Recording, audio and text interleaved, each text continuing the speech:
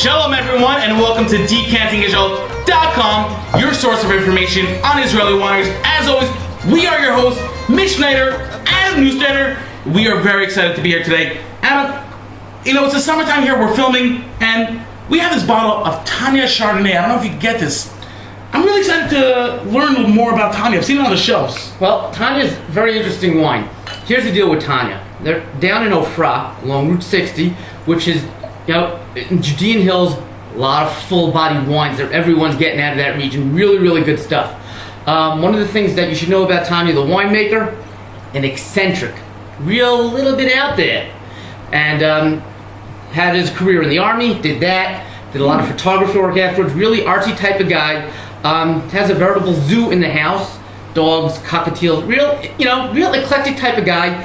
And I'm hoping that's actually going to flow over to his wine. So we're going to do the run through on Tanya Chardonnay 2007. The color is brilliant. This is a really crisp yellow color, and it's not like one of those lighter bodies. Not like a Sauvignon Blanc. It's not like a I don't know. Help me out here. Sauvignon Blanc. I mean, that's the first one that's coming to my head. But this is a really rich yellow color. The body of it, the aroma is really full. It's really getting me. The oak is there. This is really what a true Chardonnay is about. It's funny you mentioned the oak, because the wine actually only sat in oak for 4 months. Although it was French oak, so you do get a lot more extract from that. But it was only 4 months in French oak. Which in California standards, that's not a whole lot. California known for over oaking their Chardonnays, which is something we have not done the taste on, and we'll find out if he's done that as well. Hopefully not, though. It's funny you mentioned the California Chardonnays. Before we actually made Aliyah, I remember tasting a lot of California Chardonnays, and one in particular, I'm not going to mention the brand, but it was a reserve, and after tasting it was like biting into like a real piece of wood. I mean, it was too oaked. This is something that some people out there, you love the oak.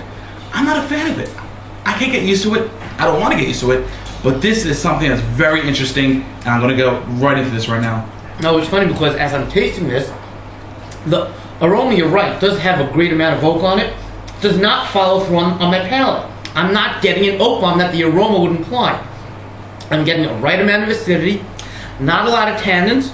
For Chardonnay, that's okay. But, I'm also getting a nice long finish on it. And, judging from your drooling, I see you agree with me. I must say, this is a delicious, delicious Chardonnay.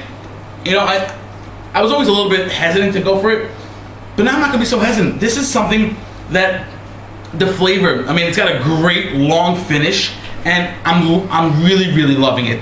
The flavors are still coming through. It's like I got some candy apples there, some more of the green apple, a little hint of the green and yellow. It's really, really fruity. I'm not getting as much fruit as you're mouthing off about. What I am getting, though, is a good amount of structure and balance. The fruit and the oak and the acid are really meshing together. It's not overwhelming in any single direction, which for me is a pleasantry. I enjoy that about a wine. I like a wine that's well balanced, holds together, where everything comes together and on your palate. And for me, I like that. The acidity is holding it up. It reminds you that it is a wine. Without the acidity, you would have basically a very, very bland drink. I like this Chardonnay. Once again, Tanya Chardonnay out in Ofra, North Yerushalayim. And as always, Mitch, the question is the price. The price is actually interesting. I've seen it on shelves. In Israel, I think I've seen it a little bit over 100 shekels. No, I don't think it's that high in Israel. Let me be honest. I never looked at the Tanya Chardonnay. It's good he's being honest, don't you think? I'm just throwing out a number there. I saw the Tanya Reds, and they were a little bit about 100 shekels, 115. But this is the Chardonnay, and I did price it a little too high. What is it? The Chardonnay usually hovers between 80 and 90 on the shelf. That's here in Shekel land, where you are in America, if you're in America. I know it's a lot more if it's there. They only make 40,000 bottles a year. The stuff is very hard to come by.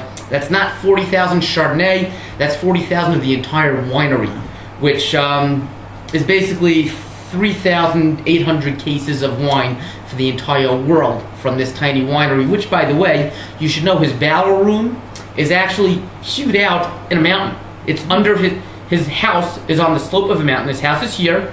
Take steps here down the hill, and in here is the cave where he keeps his wine. Very, very interesting. Very, very cool place. When you guys want to get there, let us know. We'll hook you up. You know, I love this wine, Tanya Chardonnay. Really, don't be like me. Don't be afraid. Go out, try it. You'll love it. From all of us here at decantingisrael.com, your source of information on Israeli wineries. As always, Mitch and Adam Newstatter. L'chaim.